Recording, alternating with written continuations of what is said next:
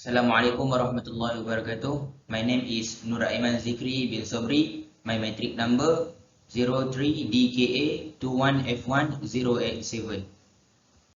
Okay, we want to discuss about topic 4, standard form of contract.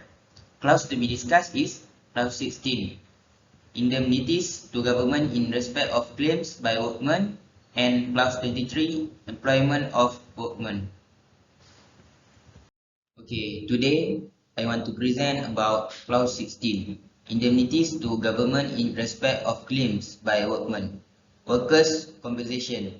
The contractor shall indemnity from all liabilities arising out of claims by any employed by the contractor in and for the performance of this contract for payment of compensation under a version to the powers of the Workers' Compensation Act 1952 and the Social Security Act 1969 or any laws amending or substituting such laws, and from all costs and expenses incidental and consequential thereto.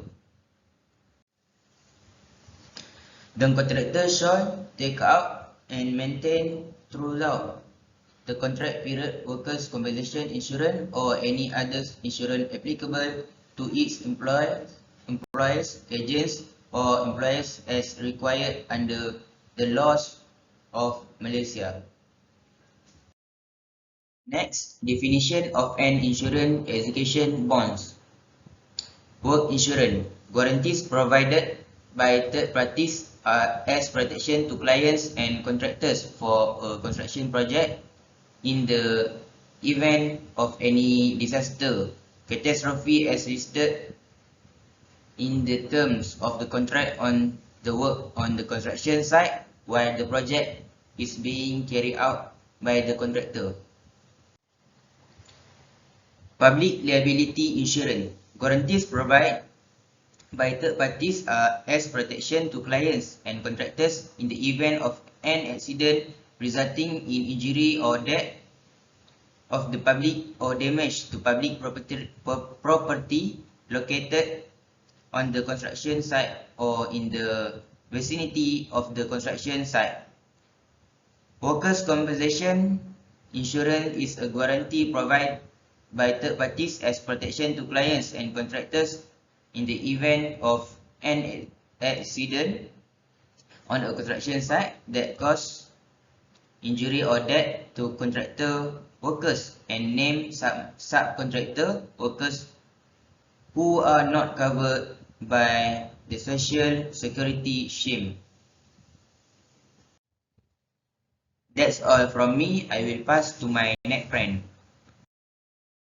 Assalamualaikum warahmatullahi wabarakatuh. My name is Muhammad Mizaraf Hamdi Marizan. My metric number 03DKA21F1082. I will continue the presentation.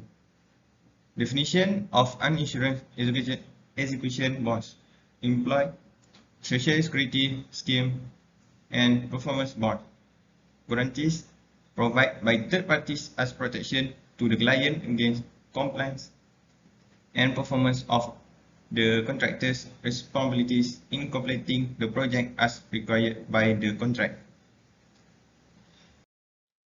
Worker compensation ACT 1952. Purpose: payment of compensation to employees who suffer injuries as a result of an accident or occupational disease arising from enduring employment.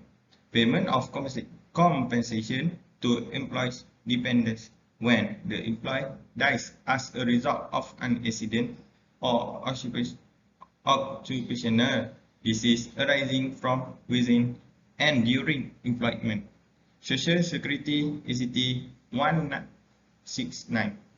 Providing protection for employees who are employed in their work, and contractors should register and contribute employees under Perkeso.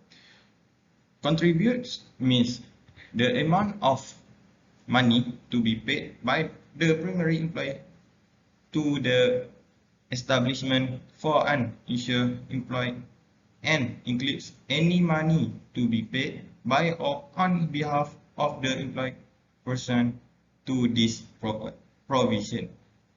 Okay, that's all from me. I will pass this presentation to my friends. Thank you. Assalamualaikum warahmatullahi wabarakatuh. My name is Muhammad Iman bin Abdul Razak. My matrix number is 03DKA21F1024. Thank you, Muhammad Mizwar. Today, I want to present about class 23, employment of workmen. The contractor shall employ in the execution of this contract only Malaysian citizens as workmen. If any particular trade or skill required to complete the works, the contractor can show to the satisfaction of the SO that Malaysian citizens are not available, that the contractor may employ non-Malaysian citizens subject to the approval of the government.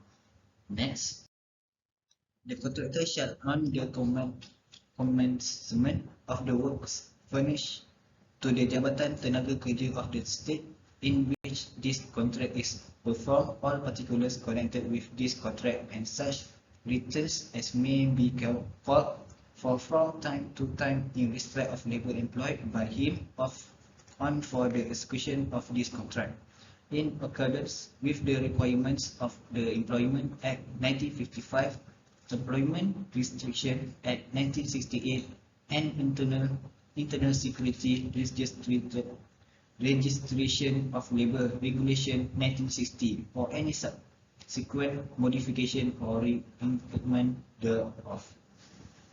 The contractor shall maintain on the site at all times during the progress of the works an up-to-date register containing particulars of all works employed by him. The contractor shall cause his subcontract including labour, only subcontracts and nominated subcontract to comply with the promulgation of this clause. Next, compliance with Employment Act 1955. In this contract, the contractor shall comply and shall cause his subcontracts, including labour only subcontractors and nominated subcontractors, to comply with all the requirements of the Employment Act 1955. Employment Registration Act 1968, Employees Provident Fund Act 1951, the Industrial Relation Act 1967, and any other law relating to the employment of workmen, or any subsequent modification or reenactment thereof, provided that the contractor shall not be entitled to any claim for additional cost and payment whatsoever in respect of his complaints with this clause. Days and hours of working. No work shall be done on the weekly day of rest, any public holiday which is recognized in the state where this contract is being carried out, or between the hours of 6 in the evening and 6 in the morning.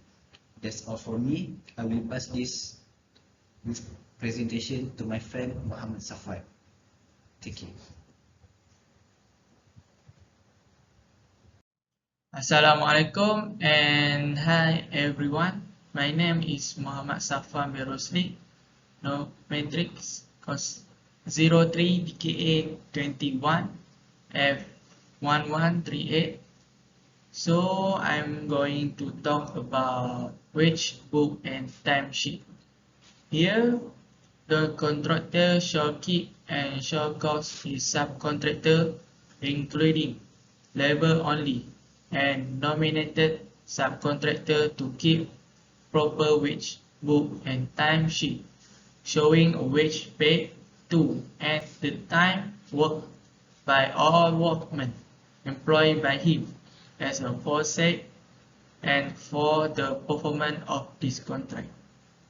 The contractor shall produce such a wage book and timesheet on demand for inspection by any person duty authorized by the superintendent official.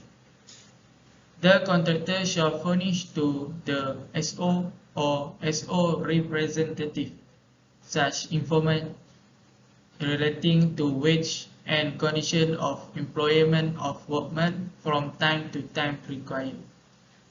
So here I'm going to talk about default in payment of wage.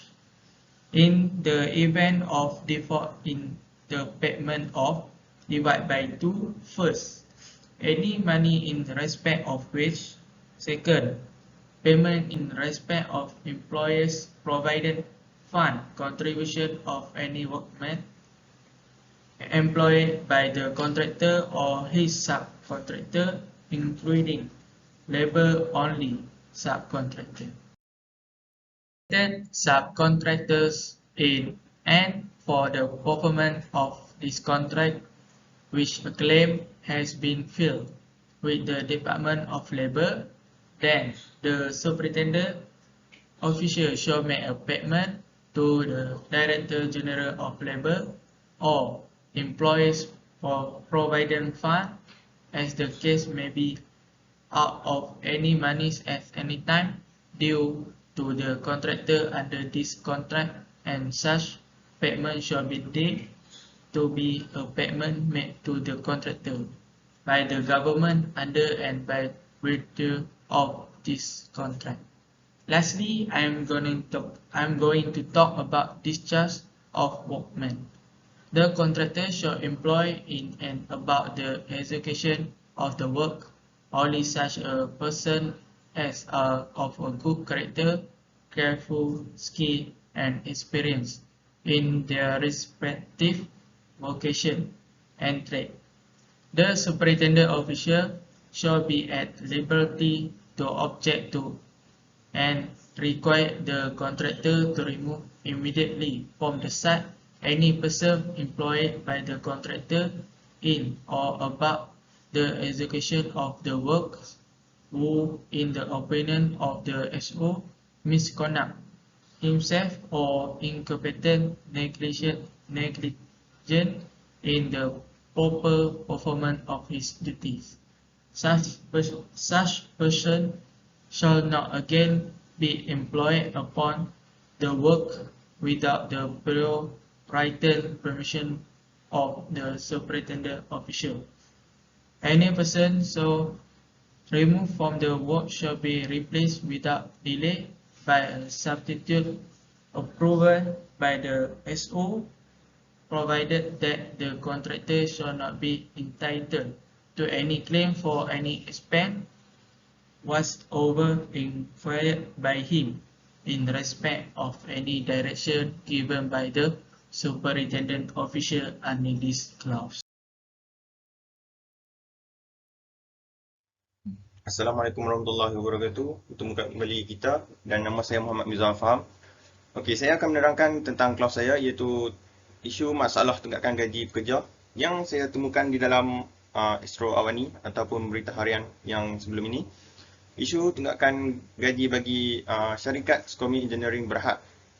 Isu ini ialah dalam Kementerian Sumber Manusia akan memastikan nasib pekerja Skomi Engineering Berhad yang didakwa gagal mendapat bayaran gaji sehingga 6 bulan terbela, iaitu pekerja bagi syarikat Skomi Engineering Berhad tertangguh bayaran gaji sehingga 6 bulan. Sehubungan itu, kementerian akan mencari jalan bagi membolehkan penubuhan kesatuan sekerja di situ supaya segala isu dan permasalahan yang berbangkit akan diuruskan oleh kesatuan. Timbalan Menteri Sumber Manusia, Datuk Mahfuz Omar, meminta Kongres Kesatuan Sekerja Malaysia ataupun dikenali sebagai MTUC mencari jalan dan mencadangkan kepada kerajaan supaya pekerja syarikat-syarikat besar seperti Skomi Engineering boleh menubuhkan kesatuan sekerja. Menurut beliau, adalah tidak wajar sebuah syarikat besar seperti Skomi Engineering tidak mampu membayar gaji sehingga 6 bulan kepada pekerjanya. Hal ini merupakan salah satu kesalahan di bawah Akta Pekerja di bawah Seksyen 19. Okey, sehubungan itu bagi semua orang akan tahu, iaitu Skomi Engineering Berhad iaitu terlibat dalam perdagangan pelaburan, penyediaan perkhidmatan pengurusan kepada anak-anak syarikat dalam mereka bentuk pembuatan dan pembekalan kereta api monorail dan perkhidmatan yang berkaitan. Seperti gambar yang berada di bawah kanan itu, iaitu gambar Timbalan Menteri Sumber Manusia iaitu Datuk Mahfuz Omar. Dan kami mendapatkan artikel ini di dalam Astro Awani. Dan itu sahaja daripada saya. Sekian, terima kasih.